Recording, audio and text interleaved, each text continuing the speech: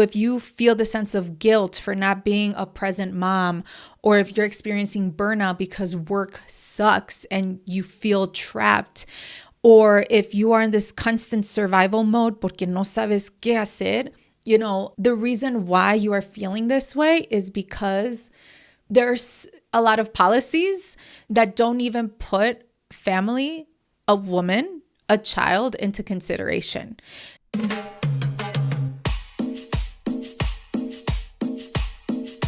Hola, hola. Welcome to another episode of the Viva la Mami podcast. I am your host, Jessica Cuevas. And on this week, I decided to maintain a solo episode. I decided to kind of change my plans just because there is a lot going on right now in the United States that I just wanted to kind of like desahogarme and share how I feel, and also to check in on you because I realized that it is very heavy right now to be a parent in the United States. I wanted to check in with you and to see how you're feeling, because a lot of Latina moms are carrying so much weight, specifically as it relates to us as parents, but also as daughters, as sisters, as neighbors, as friends, as coworkers, in a society that unfortunately right now is not great with our community. And it's been very heavy for all of us. So I wanted to check in with you first, because I know that there is a lot of fear. There's a lot of fear right now happening in our comunidad, with ICE raids, with deportations, with families being separated, literally in public. Like, we know that deportations and ICE intervening with families has been common in our communities, pero it hasn't been to this level. And especially seeing our allies, our neighbors, our friends that are also being attacked by ICE. And so it has been a lot for us to handle this. For me right now, like, it's been just heartbreaking seeing so many people being affected by this. And it has obviously been very heartbreaking to know that people are deported, because I have family that has been deported, and there were various reasons why they have been deported, to be honest. But with things that are going on right now, I'm like, this isn't the United States that I grew up in. This isn't the United States that I was born and taught to believe that it's the best country in the world. And now I see it from a different lens, now living here in Mexico and raising my family here. I don't know. I keep reflecting on that. And while there are times and moments when I feel guilty because we moved, when I should be out there for my comunidad, where I should be out there and being a neighbor and being a friend to those affected by ICE and family members that have had to stay home while waiting for their loved one to figure out where they're at. It's been very difficult for me to just be the bystander. And there are moments of guilt where I'm like, dang, like, ¿por qué no estoy allá? But then again, when I think about my family specifically, especially being the mama bear, I never imagined that this was going to be the perfect moment and time for us to move outside of the United States. So many of my friends, neighbors, family members, my community is hurting right now in the United States. I also have to think about me and my family and how interesting it is that we moved at a time where I didn't have to experience the things that other people are. I know it's selfish to say that, but again, it's also thinking about my own family and my own safety and the safety of my loved ones. Yeah, it's a mix of feelings, where I feel guilt, but also I feel like grateful for us to be here and not experience the things that are going on. And especially for my kids not to see what is going on right now. My oldest son, who is turning 5 soon at the time of this recording, he would be in school.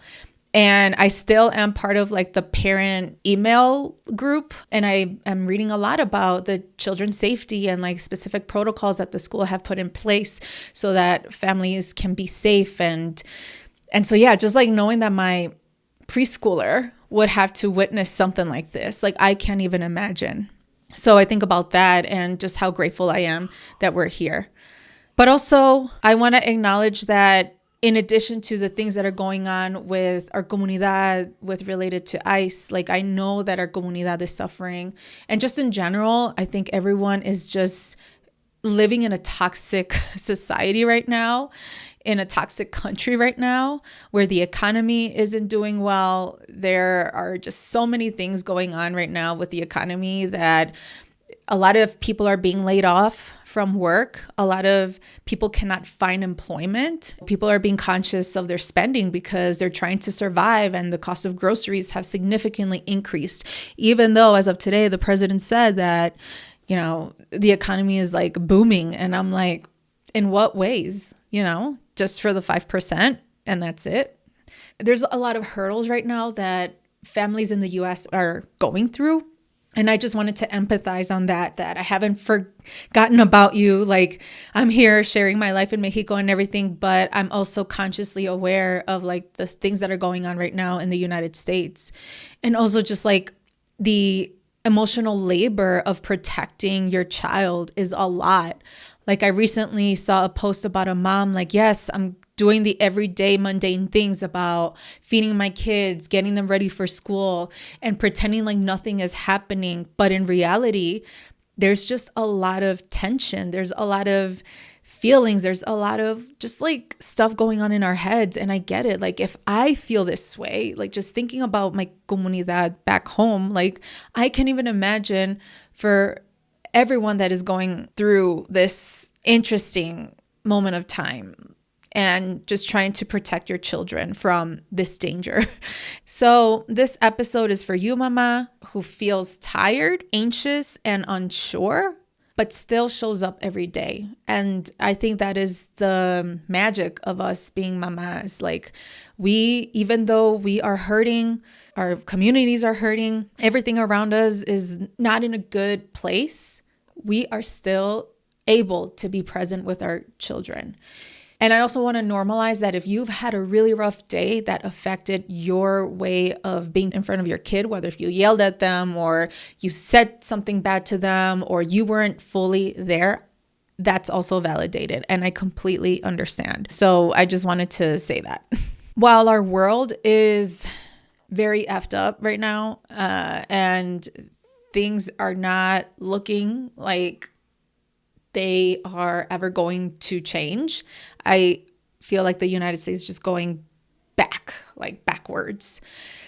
And all of that, while that is going on in our world, I understand that a lot of mamas are being stretched too thin. And that is because they're trying to live day by day, right? Trying to figure out how to manage their money, how to manage feelings and emotions from their kids, how to manage like the everyday tasks, whether if it's chores or calling the doctor for appointments or trying to figure out, how to entertain your kids. Like, there's just a lot going on. And it sucks that the things that are happening in our world isn't helping either. And so I am here to validate your feelings and everything that you are experiencing right now. I want you to recognize that there are systems that have been put in place that are against kind of like our existence as mamas. First of all, we are women.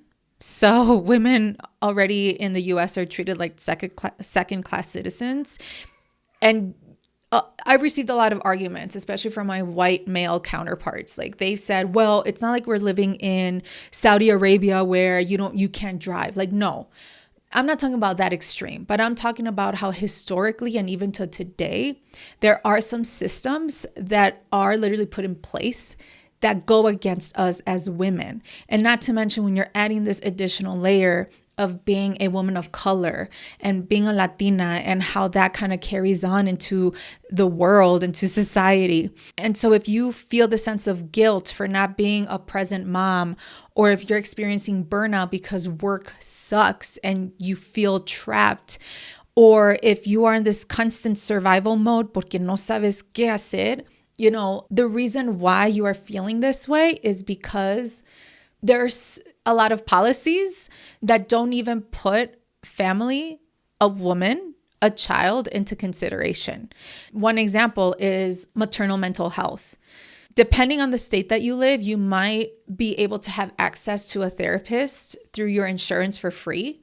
Other states, you may not, and you're going to have to pay out of pocket, or depending on your insurance, really.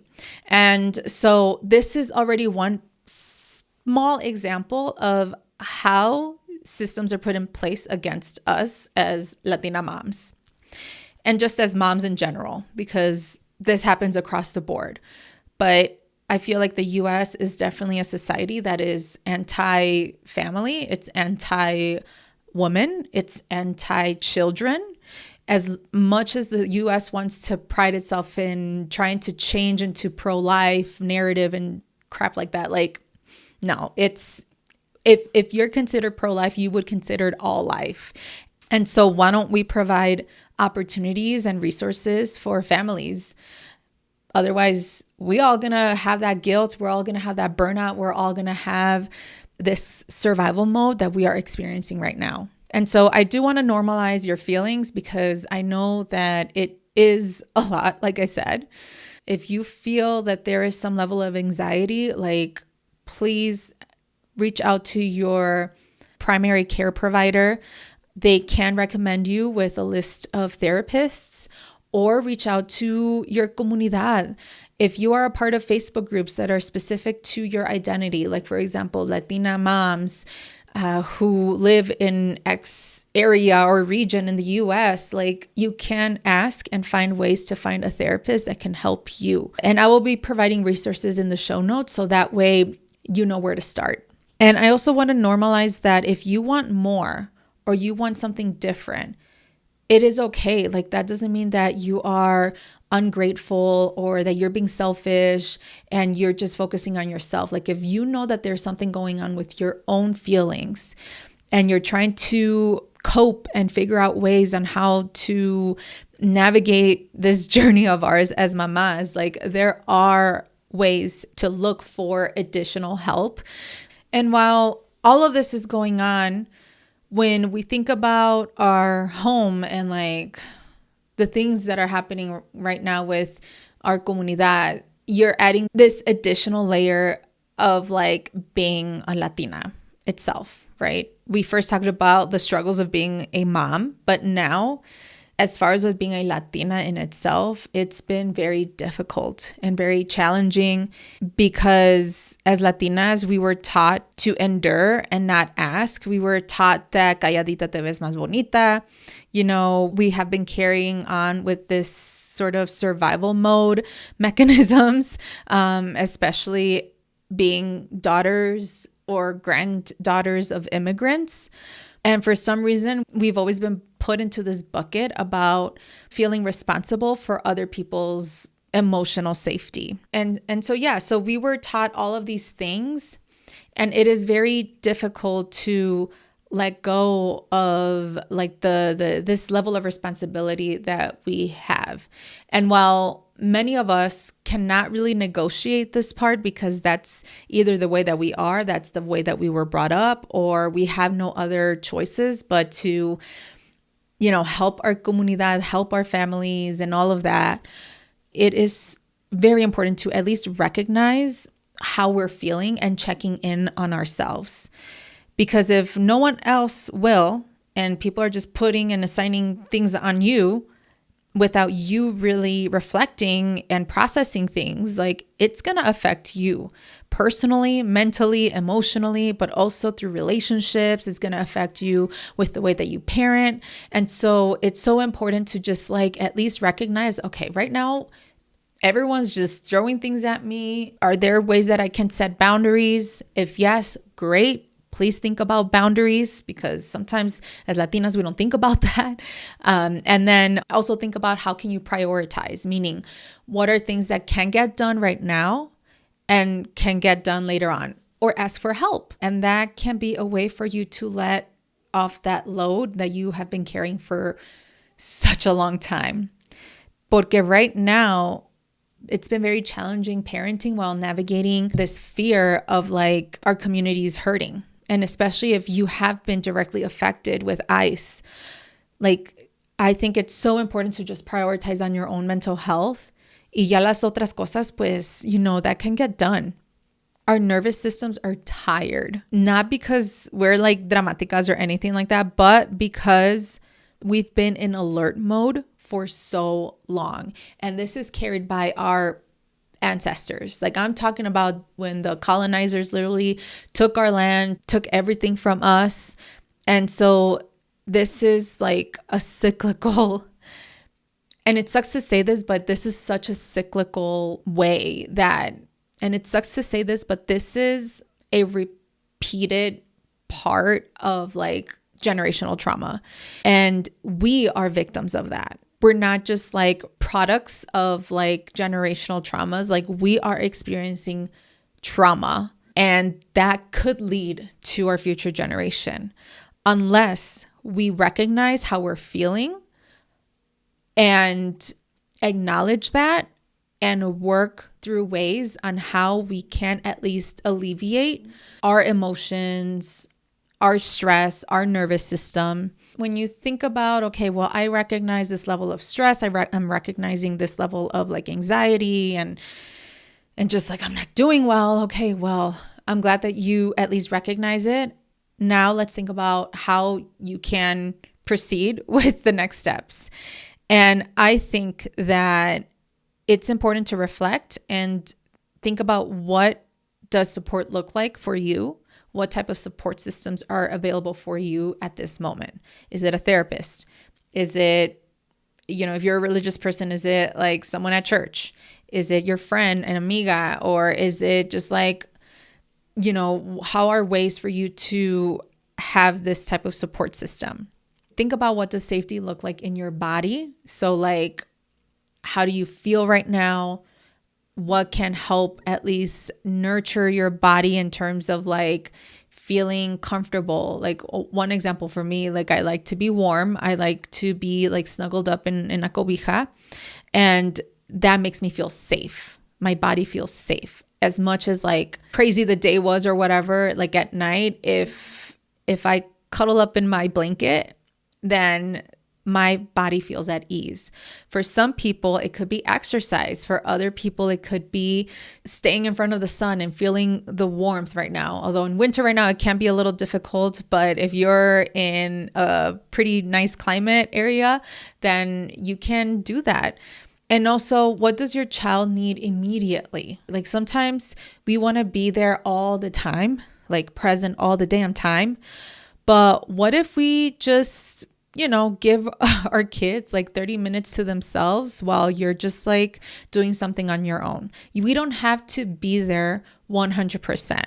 So as you are going through these emotions and just like feelings of like everything that is going on in our world, I think it's important to, give that time to yourself. And that way you can spend quality time with your child. If your child sees you like tense or upset, or you're crying because of what you see in the news or whatever, then it is okay to tell them. And I think it's important to say it in an age appropriate way about like the things that are going on right now in the US. And that way they can be empathetic, they can understand. And sometimes by just letting those feelings out can really help you to just like desahogarnos, right? To just like let things out, and that way we don't get to keep it inside. But if something is really bothering you and you want change, whether if it's, I don't know, just like you want to remove yourself literally from the US, or you want to help your community, there are ways that you can do that.